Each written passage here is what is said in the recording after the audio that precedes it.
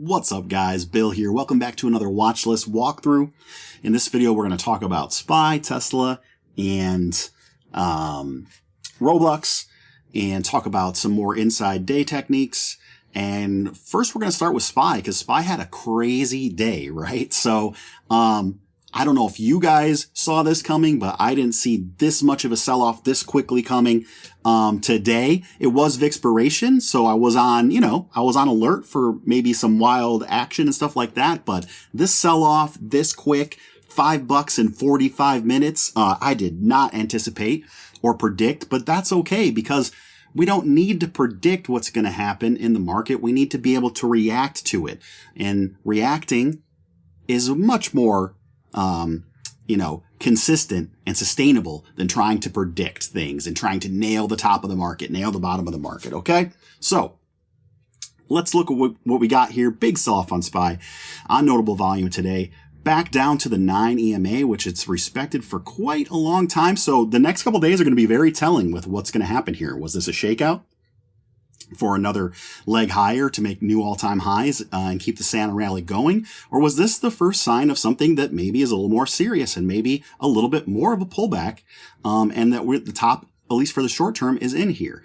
We will find out. We don't need to predict, right? Let's react. So jumping into the lower time frames here, unfortunately today I missed most of this whole dump down while I was on my lunch break, and around 11 o'clock my time, I'm Pacific time, I actually went long VIX, so right up here. So I basically nailed the bottom of VIX, and then I went to lunch. And I didn't look at my charts again until we had got all the way down here, because that's where I had an alert set. And I saw an alert pop up on my phone, and I figured that we were up here at my other alert, because that's what we had been doing all day and all week, was kind of melting up on low volume, riding the EMAs. But when I saw the alert that we were at 473, I was like, wow, what happened? And so I flipped over and I didn't pay it too much attention. Honestly, guys, I still was like, okay, well, whatever. Finished my lunch. We were all the way down here. And then I rushed back to my computer, because at first I figured this was a buy the dip opportunity. All right. So when we got down here to this stack of dark pools, this is like $5 billion worth of buys right here. I grabbed calls in the middle, and I took smaller size, obviously, because I'm trying to catch a falling knife here. And my thought process was, we're going to sweep these dark pools and then recover here. Okay. But we didn't, right? So I took about 2% of my account. I set a 50% stop loss, and obviously that got hit. I wanted to have a big net in case we wick down like this and then rip up. I've seen it 100 times. And, the market's been strong. It's been trending up. So instead of, at least originally, coming into today, trying to take shorts at every opportunity, thinking I'm going to call the top, or I'm going to catch a move like this that no one ever really sees coming, right? Once in a month type moves, this many dollars this quick, you can always get back in later. And so here's what I did. We talk about this all the time on, when stocks are really strong or really moving in one way and you feel like you missed it. What do? You go down to smaller time frames and you look for pulls back to the EMAs. The 9 in particular is my favorite.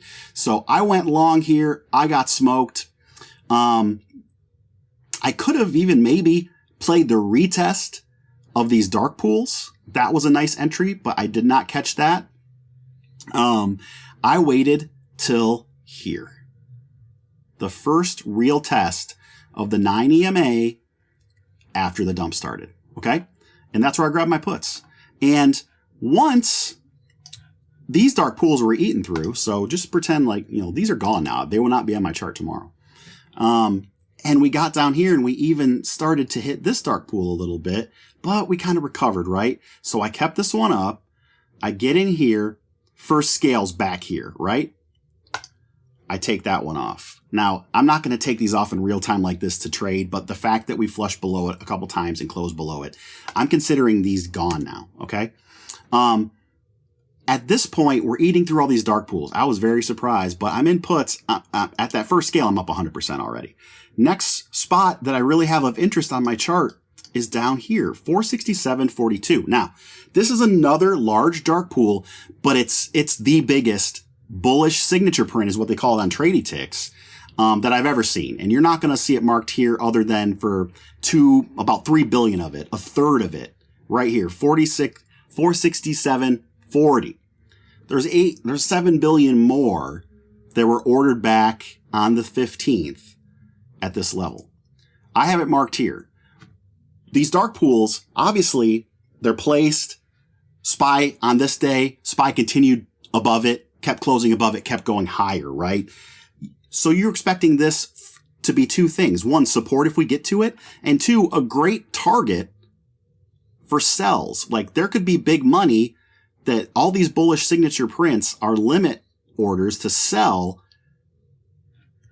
short positions that they took up here at all, close to all-time highs. It's all-time highs on Qs, right?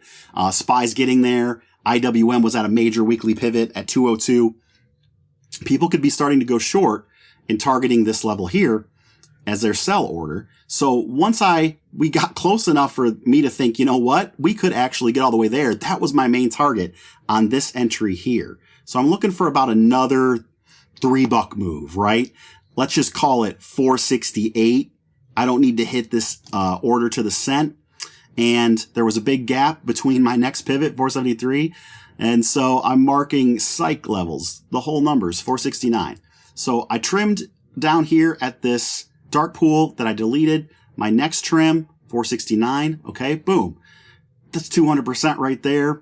And what are we doing? We're looking for this to hold that 9 EMA on the 5 minute to keep this downtrend, this flush intact. It bounces off the psych level as they do. SPY, that's why I scale at the psychs when I'm in between major pivot levels, whether it's dark pools, daily, weekly levels, gamma levels, whatever the case may be. If there's nothing in between there, I use the whole numbers. They work really well, especially if you're going fast like this in a situation where there's a big flush. You don't have a ton of time to think about every little detail about the position. You got to find something you can rely on that you trust that holds up and have targets that are easy to set and visualize right away to make quick decisions and place orders really quick.